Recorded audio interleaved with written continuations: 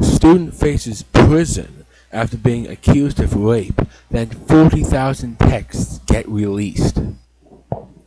A British criminology student at London's Greenwich University, whom local authorities dragged through hell after a fellow student accused him of rape and sexual assault 2 years ago, has been cleared of all charges.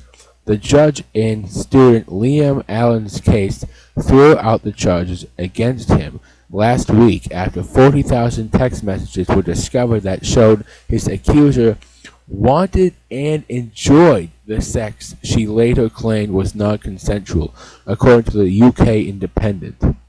The accuser reported Allen, 22, to local authorities in 2015, claiming he was an abusive boyfriend who forced her into engaging in sexual activity with him. But as noted by Allen's attorney, Julia Smart, these messages said quite the contrary, that she was extremely happy for the defendant to come back to her after they broke up and extremely happy with the sex. The problem is these messages almost never made it to the young undergrad's trial, as local police reportedly refused to honor Smart's request to see them. The messages had been obtained by police when they downloaded the contents of the woman's phone, but investigators later told the lawyers they contained nothing relevant, the Independent noted.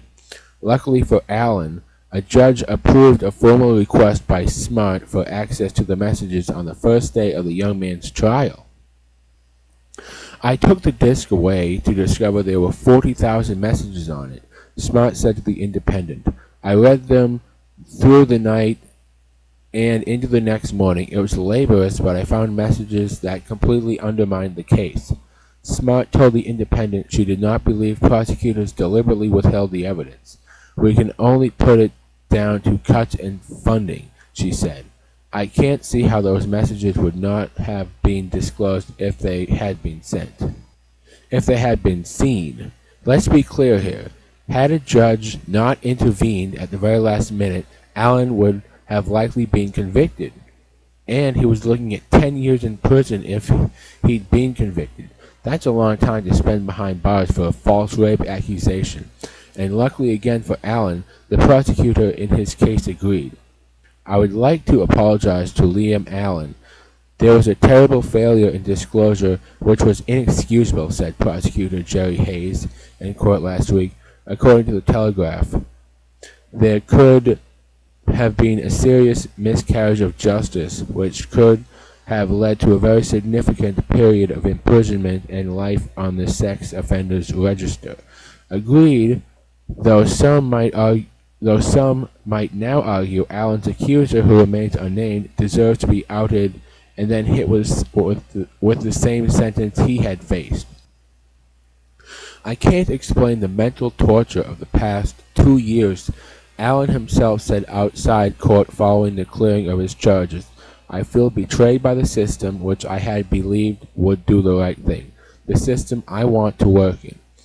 He's since vowed to sue the local authorities. Good. Likewise, some commentators have since come out in support of punishment for his accuser.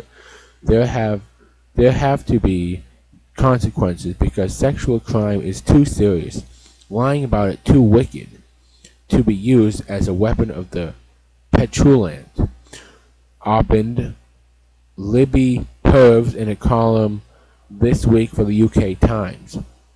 In the Allen case, we know nothing of the vulnerabilities or mental problems or the woman who lied, but it will be dismaying if she is not promptly charged with perverting the course of justice, or at least wasting police time.